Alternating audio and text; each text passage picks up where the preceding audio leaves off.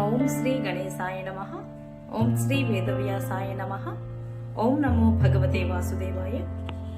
మహాభారత గ్రంథ పారాయణలో భాగంగా ఈరోజు మనం 310వ రోజుకు వచ్చేసాము. భీష్మ పర్వంలో ఉన్నాము. శ్రీమద్ భగవద్గీతలోని 15వ అధ్యాయము పురుషోత్తమ ప్రాప్తి యోగం గురించి తెలుసుకుందాము. చాలా బాగుంటుంది, చివరి వరకు స్కిప్ చేయకుండా చూడండి. హరే కృష్ణ. శుక్లాంబరధరం విష్ణుం శశివర్ణం చతుర్భుజం ప్రసన్నవదనం ధ్యాయేత్ సర్వవిఘ్నోపశాంతయే.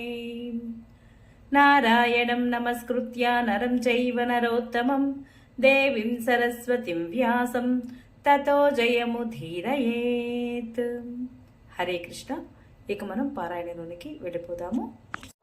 శ్రీకృష్ణ భగవానుడు చెబుతున్నాడు, ఆదిపురుషుడైన పరమేశ్వరుడు అనే మూలము, బ్రహ్మ అనే ముఖ్య శాఖలు కలిగిన సంసారమనే అశ్వత్థ వృక్షం అవ్యయమైనదని చెబుతూ ఉంటారు.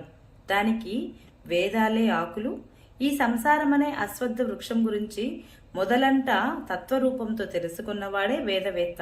ఈ సంసార వృక్షం యొక్క దేవ మనుష్య తిరియగాది యోనులు అనే శాఖలు త్రిగుణాలు అనే జలం ద్వారా వృద్ధి పొందుతూ విషయభోగాలు అనే చిగుళ్ళు తొడుగుతూ పైకి కిందికి కూడా వ్యాపించి ఉంటాయి.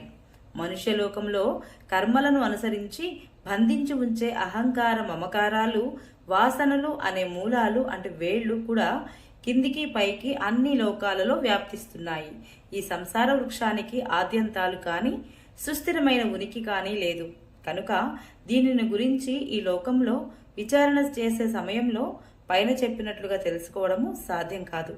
కాబట్టి అహంకార మమకార వాసనలు అనే దృఢమైన వేళ్లు కలిగిన ఈ సంసారమనే అశ్వత్థ వృక్షాన్ని దృఢమైన వైరాగ్యము అనే ఆయుధం చేత నరికి అటు తర్వాత ఎక్కడికి వెళితే జీవులు తిరిగి ఆ సంసారంలోకి రారో ఆ పరమపదాన్ని గూర్చి చక్కగా అన్వేషించాలి.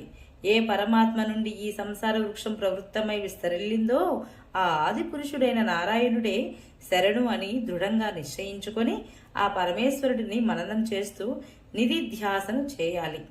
మానమోహాలు నశించిన వారు, సంగం అనే దోషాన్ని జయించిన వారు, పరమాత్మయందు నిత్యస్థితిని కలిగిన వారు, కోరికలన్నీ పూర్తిగా నశించిన వారు, సుఖదుఖాదులైన ద్వంద్వాల నుండి విముక్తులైన వారు అయిన జ్ఞానులు ఆ అవ్యయమైన పరమపదాన్ని పొందుతారు.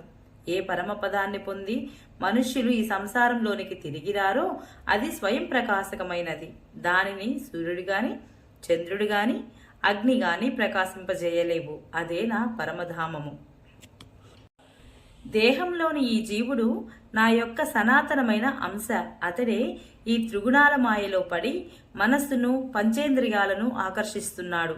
వాయువు గంధస్థానాన్ని నుండి గంధాన్ని తీసుకుని పోయినట్లే ఈ దేహాదులకు స్వామి అయిన జీవాత్మ కూడా శరీరాన్ని విడిచినప్పుడు దాని నుండి ఇంద్రియాలను మనస్సును కూడా గ్రహించి మరి ఒక శరీరంలోకి వాటితో పాటు వెళతాడు.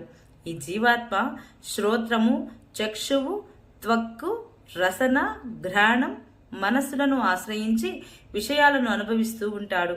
శరీరాన్ని విడిచి వెళుతున్నప్పుడు గాని, శరీరంలో ఉన్నప్పుడు గాని, విషయాలను అనుభవిస్తున్నప్పుడు గాని, లేదా త్రిగుణాలతో కూడి ఉన్నప్పుడు గాని అజ్ఞానులు గుర్తించలేరు. కేవలం జ్ఞాననేత్రాలు గల జ్ఞానులు మాత్రమే తత్వరూపంతో దీనిని తెలుసుకోగలుగుతారు. ప్రయత్నశీలురు అయిన యోగీజనులు కూడా తమ హృదయంలో ఉన్న ఈ ఆత్మ యొక్క తత్వాన్ని తెలుసుకోగలరు. కానీ అంతఃకరణ శుద్ధి లేని అజ్ఞానులు ప్రయత్నించినప్పటికీ ఈ ఆత్మను గురించి తెలుసుకోలేరు. ఈ జగత్తునంతటినీ ప్రకాశింపజేస్తున్న సూర్యునిలోని తేజస్సు, చంద్రునిలోని అగ్నిలోని తేజస్సు నా తేజస్సే అని తెలుసుకో. నేనే పృథ్వీలో ప్రవేశించి నా శక్తితో సమస్త భూతాలను ధరిస్తున్నాను. రసస్వరూపుడు అమృతమయుడు అయిన చంద్రుడినై ఔషధులకు వనస్పతులకు పుష్టిని కలిగిస్తున్నాను. సమస్త ప్రాణుల శరీరాలలో ప్రాణాపాన వాయువులతో కూడి వైశ్వానరుడినై నేనే 4 రకాల అన్నాన్ని పచనం చేస్తున్నాను. ప్రాణులు అందరి హృదయాలలో అంతర్యామి రూపంలో ఉన్నది కూడా నేనే. నా వలననే స్మృతి, జ్ఞానం, అపోహనం కలుగుతున్నాయి.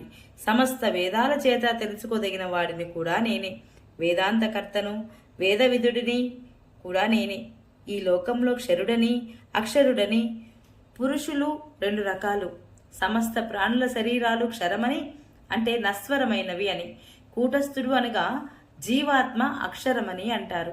ఈ ఇద్దరి కంటే వేరుగా ఉత్తమ పురుషుడు వేరొకడు పరమాత్మగా చెప్పబడుతున్నాడు. ఆ అవ్యయుడు ఈశ్వరుడు ముల్లోకాలకు ఆవేశించి అన్నింటినీ ధరించి పోషిస్తున్నాడు. నశ్వరమైన జడవర్గానికి చెందిన శరీరాల కంటే అతీతుడిని నేను. మాయకు లోబడిన అవ్యయుడైన జీవాత్మ కంటే కూడా ఉత్తముడిని నేను. అందువల్లనే లోకంలోనూ వేదంలోనూ కూడా పురుషోత్తముడని కీర్తించబడ్డాను. భారత, ఈ రీతిగా తత్వం చేత జ్ఞాని అయిన వాడు నన్ను పురుషోత్తమునిగా తెలుసుకుంటాడు. ఆ సర్వజ్ఞులు అన్ని రకాలుగా నిరంతరం పరమేశ్వరుడునైన నన్నే సేవిస్తూ ఉంటాడు. పాపరహితుడా, ఈ రీతిగా నేను చెప్పిన అతి రహస్యమైన గోపనీయమైన శాస్త్రాన్ని తత్వరూపంతో తెలుసుకొని మనుష్యుడు జ్ఞానవంతుడు కృతార్థుడు అవుతాడు అని శ్రీకృష్ణ భగవానుడు అర్జునుడికి వివరించడం జరిగింది. ఓం నమో భగవతే వాసుదేవాయ. ఈరోజు పారాయణ ఇంతటితో సమాప్తం.